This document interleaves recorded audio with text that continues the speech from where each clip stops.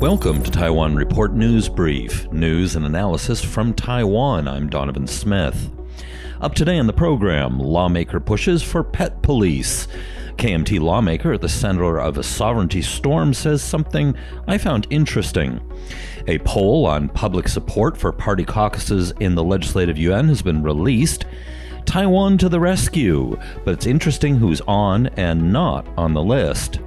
The Hong Kong government slaps RTHK reporter over WHO interview, and the U.S. and Taiwan held a virtual forum. But up first, of course, coronavirus. In Focus Taiwan, the headline reads, Taiwan confirms 9 new cases of COVID-19, bringing total to 348. 2 of those were domestic, the rest imported. In Taiwan news, unmasked commuters turned away at Taiwan train stations. It's a good warning.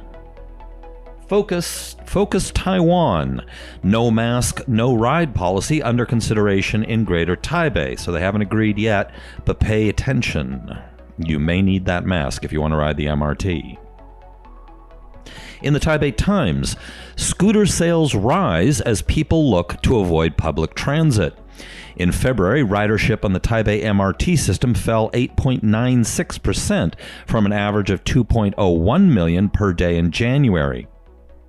In the Taipei Times, virus outbreak, NHRI announces test kit, CDC to work on approval. The National Health Research Institute yesterday said it has developed a rapid testing kit that can screen people for SARS-CoV-2, the strain of coronavirus that causes COVID-19, while the Central Epidemic Command Center has said such products have to be approved. They say that once it's approved, or if it's approved, the results will be produced in 10 to 15 minutes after a test. Again, in the Taipei Times, economic stimulus package expanded. The Executive Yuan yesterday announced an expanded economic stimulus package totaling 1.05 trillion, including 81.6 billion NT in subsidies for employers to prevent a spike in unemployment.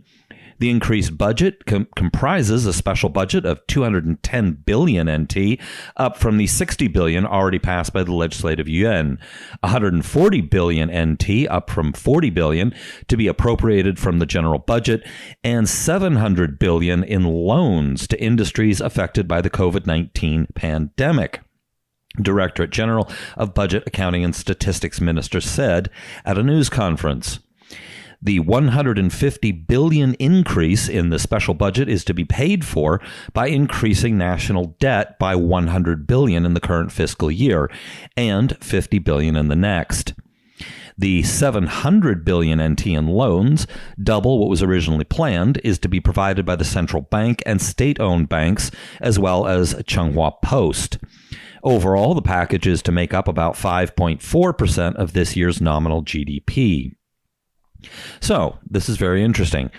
Only a little over 8%, or almost exactly 8%, is going directly to help prevent unemployment here. Now, 700 billion, though, is going to loans to industries affected by the COVID-19 pandemic, which presumably is also in large part about keeping the jobs. Now, the central government had originally thought that this year was going to be the first year since 1999 that they were going to have a balanced budget. I think we can say safely that that's not going to happen now. In Focus Taiwan news, subsidies for disadvantaged seniors, children planned before month's end. A budget of 4 billion NT to help disadvantaged seniors and children during the economic downturn caused by the coronavirus outbreak is expected to be introduced before the end of April. All right, on to another topic. Taipei Times, lawmaker pushes animal protection police proposal.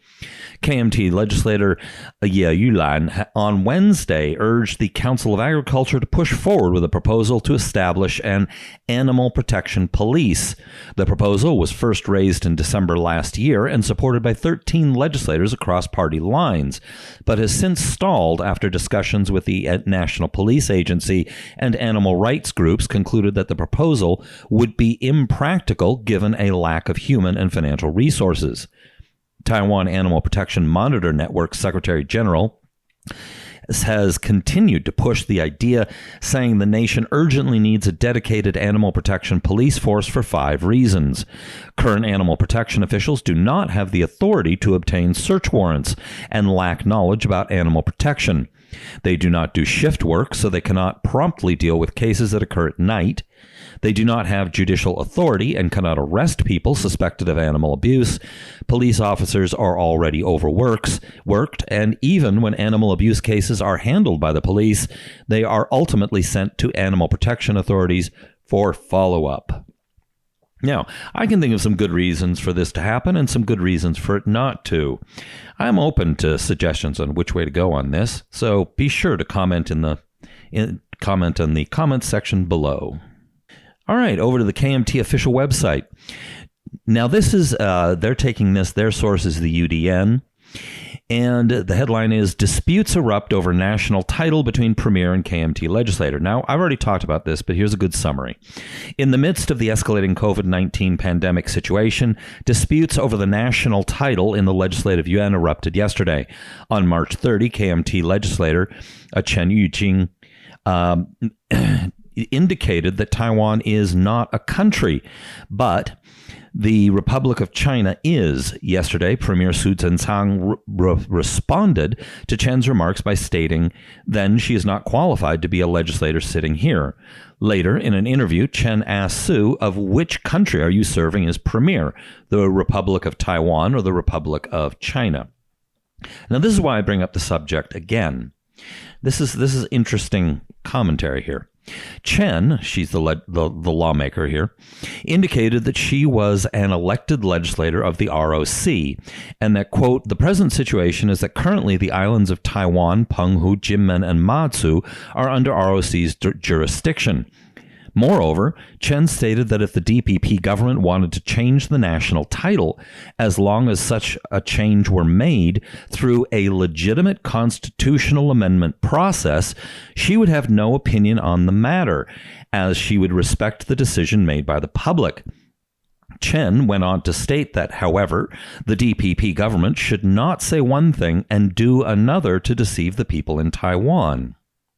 Now, I find this very interesting because normally KMT lawmakers who make a lot of noise about Taiwan as the Republic of China, and Taiwan is not a country, tend to talk a lot about their ideology and about how they believe in the ROC and do not believe that Taiwan is a separate nation. What she's saying, which is different than normal, is she said, if the government changes the national title, there's a legitimate constitutional process to become the Republic of Taiwan, she would be fine with it. And her criticism of the DPP is not doing it, which she says is deceiving the people in Taiwan. A very interesting take, I thought. All right, this is in the Want China Times. So this is a poll that they've released. And now keep in mind, this is a very deep blue media outlet. However, it's got bad news for the KMT. If this poll is correct, the DPP's legislative caucus, their approval rating is 57%. Coming in second is the NPP, the New Power Party, at 46.4%. The new Taiwan People's Party is 31%. However, for the TPP, 39.8% disapprove, and the KMT's approval rating is at the bottom at 22.8%, with 57.1% expressing dissatisfaction. Now, what's interesting is that the dissatisfaction ranking for the DPP is 18.4%, and the approval rating for the KMT is 22.8%, so those are not too far apart. However, the approval rating for the DPP and the disapproval rating for the KMT is almost exactly identical. Now, it doesn't appear that they asked about the Taiwan State Building Party, but they don't have an entire caucus. It's just one legislator. Moving on, in the Taipei Times, virus outbreak, nation EU strong together. European Commission President Ursula von der Leyen yesterday thanked Taiwan for a donation of masks. And this is interesting. She said specifically, the European Union thanks Taiwan for its donation of 5.6 million masks to help fight the coronavirus. We really appreciate this gesture of solidarity, von der Leyen wrote on Twitter yesterday.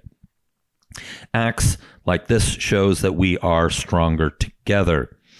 Taiwan and the EU have been like-minded partners, and the EU has been supporting Taiwan's bid to join WHO, the ministry said in a statement yesterday. Now I'm going to move on to the next. Here's another article here, and this one's in Focus Taiwan. Europe, U.S. leaders thank Taiwan for mask donation pledge. Now here's what this article says about that European Union statement from Ursula von der Leyen. The post also marked the first time a European Commission president has directly addressed Taiwan in an official communication. So that's a good first to have. The article goes on. In the United States, meanwhile, a spokesperson for the State Department told CNA that Taiwan's COVID-19 response provides a successful model from which the rest of the world should learn. Taiwan is not just a democratic success story, but a true friend in times of need, for which the American people are deeply grateful, the official said, adding that the U.S. looks forward to further partnering with Taiwan in the fight against the coronavirus.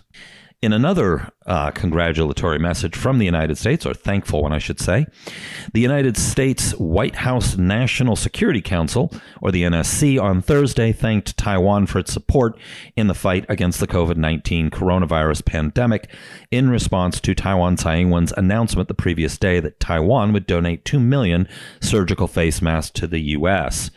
Quote, we thank the people of Taiwan for their generous support and collaboration as we continue our fight against the coronavirus, the presidential advisory body tweeted. Now, this was quoted in the U.S. National Security Council thanks Taiwan for pledged mask donations headline under Focus Taiwan. In CBSN Denver, coronavirus in Colorado, Senator Cory Gardner secures millions of N95 masks from Taiwan. Taipei is coming to the aid of the United States during the COVID-19 crisis, and especially Colorado, thanks in large part to U.S. Senator Cory Gardner. As chair of the Senate Foreign Relations Subcommittee on East Asia, Gardner has been developing relationships with the heads of state in South Korea, Vietnam, and Taiwan. The president of Taiwan, Tsai Ing-wen, even visited Colorado last summer because of Gardner. It was the first time a sitting president of Taiwan had come here. Now, 8 months later, that relationship is paying off more than ever. Quote, I didn't think come down to a global pandemic, sick, and partnerships we'd rely on in a global pandemic. I gotta be honest, Sean, presumably the interviewer, when found out that we had been able to secure, with the great generosity of Taiwan, 2 million masks, and that we'd have a huge chunk of that coming to Colorado, I cried. I haven't been able to sleep at night knowing the anxieties people face, Gardner said. Now, it should be noted that Cory Gardner was one of the ones who wrote or co-wrote the Taipei Act and has been a very, very strong supporter of Taiwan. Moving on to Crux, taking the Catholic pulse. Taiwan donates food, medical supplies to Vatican amid virus outbreak. In Back to Focus Taiwan, Palau praises Taiwan for COVID-19 coronavirus pandemic assistance. Palau's representative to the United Nations, whose name I will not try to pronounce, expressed her thanks to Taiwan on Thursday, saying Taiwan has been the only country to come to Palau's aid during the COVID-19 coronavirus pandemic. Palau has been asking the global community for help, and no one responded except Taiwan. Thank you so much, friends indeed, Uludong said on Twitter. Now, what's interesting is what the countries that Taiwan are helping and which ones they're not. And even within the United States, which states they're favoring. Now, obviously, countries like Palau, Swaziland, they've been getting a lot of support because they're diplomatic allies, or I should not say allies. That's not correct. Their militaries will not come to our aid. Accurately, they are countries that Taiwan maintains full diplomatic relations with.